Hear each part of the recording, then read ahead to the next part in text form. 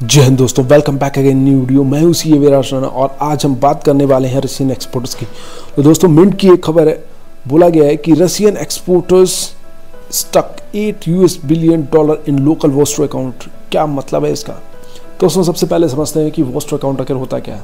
तो vostro account का मतलब है किसी भी फॉरेन बैंक का हमारे यहाँ के डोमेस्टिक ब्रांच में कोई एक अकाउंट ओपन होना, जिसका मेन पर्पस होता है ट्रांजेक्शन सेटलमेंट। किस तरीके का ट्रांजेक्शन? कोई भी फॉरेक्स सेटलमेंट या क्रॉस बॉर्डर पेमेंट या फिर कोई भी इन्वेस्टमेंट करना है तो उसी वोस्ट्रो अकाउंट से ही होगा।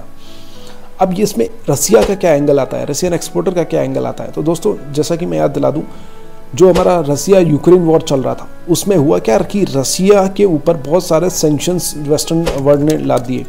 अब उस कारण रसिया किसी से ट्रेड नहीं कर पा रहा था, बट इंडिया ने समहाउ एक अपॉर्चुनिटी उसमें देखी और रसिया और इंडिया ने एग्री किया कि हम इंडिया को क्रूड ऑयल एक्सपोर्ट करेंगे। तो जब इंडिया ये रेडी हुआ कि भाई ठीक है हम क्रूड ऑयल इंपोर्ट तो कर लेंगे, बट समहाउ जो पेमेंट जाएगा वो INR में जाएगा। ठीक है, अब इसकी वजह से हुआ क्या, जो वहाँ के एक्सपोर्टर थे वो तो एक्सपोर्ट करते गए, बट चैलेंज ये आ रहा था कि जो हमारा पेमेंट जा रहा था वो INR में जा रहा था। अब INR जो है यहाँ के वोस्ट्रो अकाउंट में एक्यूमुलेट हो रहा था। अब उन्होंने किया क्या कि अब वो पैसा किसी ना किसी तरीके से रसिया तो जाना है, बट उन्होंने क्या किया कि मोस्ट ऑफ द जो मनी है वो अभी भी वोस्ट्रो अकाउंट में है, बट थोड़ा अमाउंट उन्होंने क्या किया, गवर्नमेंट ट्रेजरी बिल्स में उन्होंने इन्वेस्ट किया।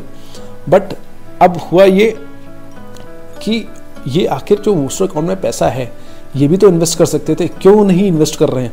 तो वहाँ पे दो रीज़न समझ में आए। एक तो ये कि और कोई अदर ऑल्टरनेटिव नहीं है इन्वेस्टमेंट के, वो कॉर्पोरेट बॉन्ड में इन्वेस्ट नहीं कर सकते ड्यू टू रेगुलेशंस हमारे उनके ऊपर हैं। दूसरा ये कि वो डॉलर से एक्सचेंज नहीं करवा सकते क्योंकि वो सब सोसाइटी से बाहर हो चुके हैं।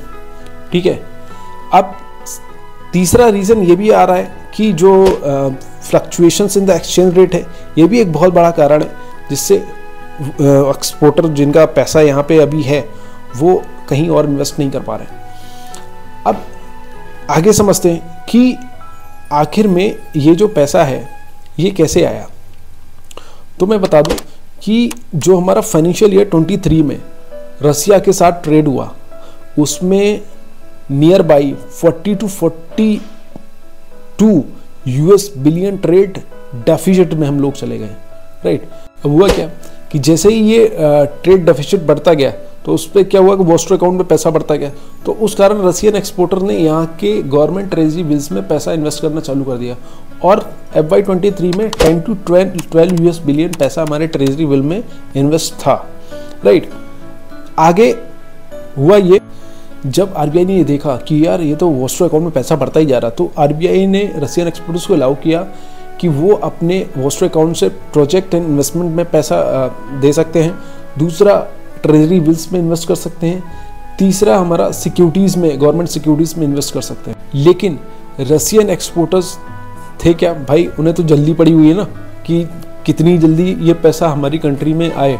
राइट, तो उन्होंने क्या किया कि लॉन्ग टर्म सिक्योरिटीज़ में न जाकर शॉर्ट टर्म सिक्योरिटीज़ में इन्वेस्ट करना ठीक समझा, क्योंकि हार्डली 40 to 50 बेसिस पॉइंट का अंतर रहता है लॉन्ग टर्म और शॉर्ट टर्म सिक्योरिटीज़ में गवर्नमेंट की। तो इस कारण उन्होंने ज़्यादातर जो इन्वेस्टमेंट किया हुआ है वो शॉर्ट टर्म